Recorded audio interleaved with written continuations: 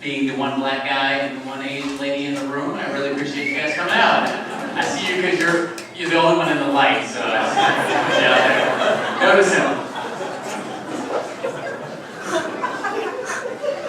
What's amazing is in the past few years, a lot of things have changed. I've come up here and I've talked about picking up chicks, and I've talked about picking up chicks again. And I'm going to talk about picking up chicks. Because I like to pick up chicks.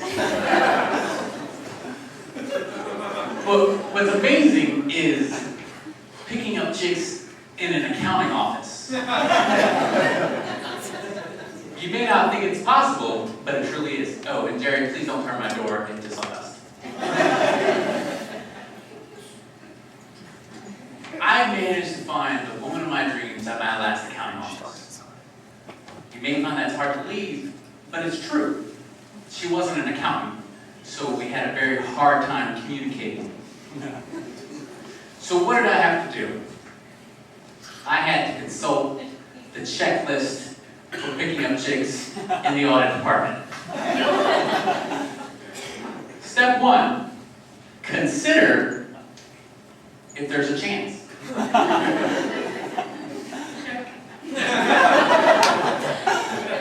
Step 2, look up from your computer and make eye contact.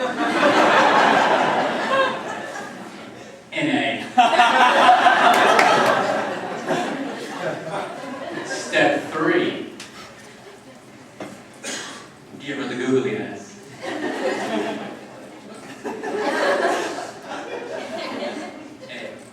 So, step 4, think of something that you do better than anybody else and impress her with it. Oh, what am I going to do? What am I? As most accountants do, we talk about how good we are on that 10-key calculator. I'm going to show her how fast I can 10-key. Hey, come here. What? You made me screw up. Hold on, I gotta start over here.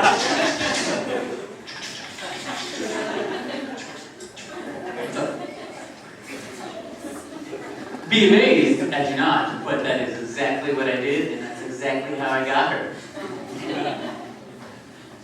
Step 4. Show her the goods. Oops, I dropped my files. Meanwhile, your entire time you're thinking, oh, I dropped my files. What bank statement does that go with? Cool. Did you see that?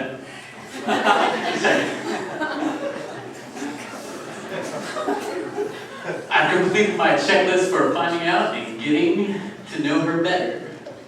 Now it's the checklist of that first date. Hey.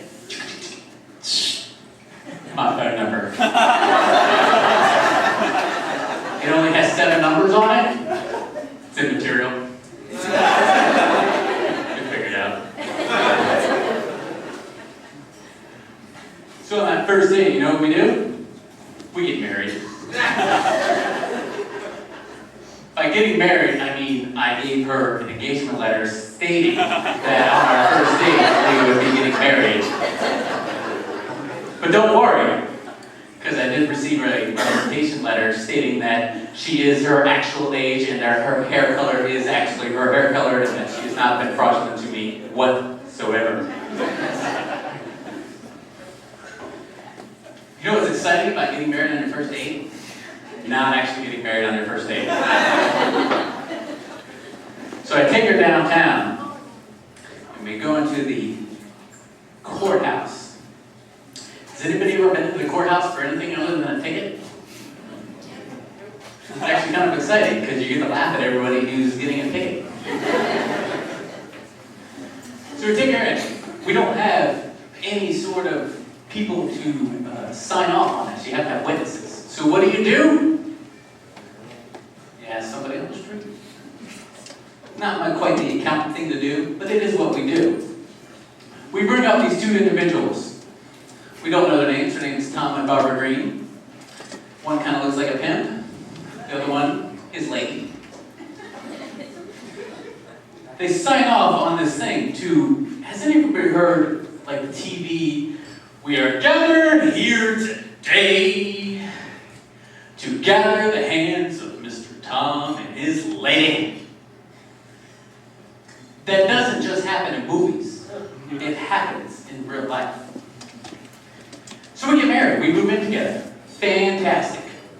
But what you don't find out after one date in marriage is how crazy they are. Does anybody know what OCD stands for? It stands for crazy. I'm not quite sure what the O and the D stand for. But I'm pretty sure somebody who has OCD decided it because they needed letters at certain. What's nice about having somebody with OCD, which takes a minute to get used to, is the luxury of never having to do anything in your lifetime again. So I'm sitting there, trying to do dishes. Wrong. Don't ever do dishes again. I'm trying to vacuum. Wrong. Don't ever vacuum again. I'm thinking, this is fantastic. Why would I not marry somebody who's got OCD ever? This is amazing. Unfortunately, there are things that are not so fantastic. So I can't do things in the kitchen. So I can't do things in the living room. And there are many, many, many things you would much rather just do by yourself when it comes to being upstairs. Like laundry or make the bed. But what I have to say is that that's great. You know, I don't have to make the bed, I don't have to do laundry, and now I've got a dog. A dog that now I have to wipe his feet when he comes in the door. Now, a dog that I have to take out in the 6 inches of the yard that I have and make him go potty. But what I do have is a dog that I can blame my farts on. Or was it me? The dog? I think the dog's caught on. Because now the dog will come by us while we're sitting on the couch and crop dust. And he looks up at me. And I get sent outside to go sit on the deck for a few hours. Thank you, Mr. Erling.